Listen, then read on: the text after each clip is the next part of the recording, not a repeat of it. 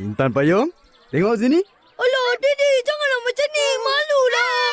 Didi, janganlah. Sunat ni. Betul. Wah, ramainya mak potong. Imail, kau nak sunat lagi ke? Hish, tak adalah. Aku datang tengok je. Oh, ingatkan nak sunat lagi sekali. Kau pun nak datang? Kita ambil kedatangan dulu ya. Upin? Saya. Ipin? Saya.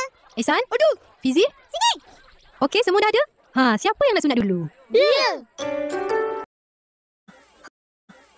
Nasib baik bukan aku. Upin.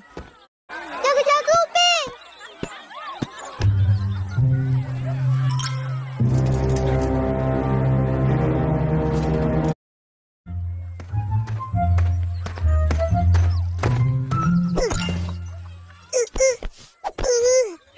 Tak sampai ke?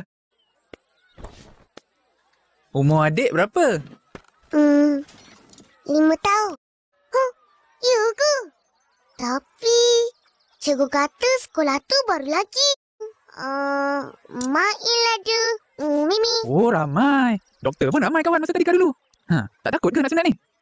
Tak. Silakan balik.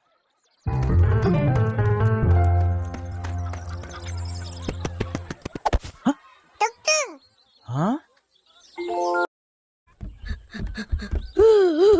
Hai Upin, Ipin.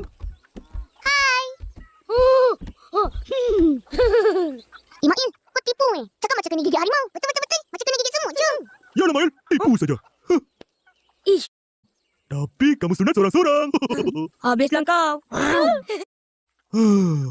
Malu apa? Kau nak tengok Ya. Apa lagi? Ya, kakak. Ya. Dengan bis ke kerja sekali ya, Kak?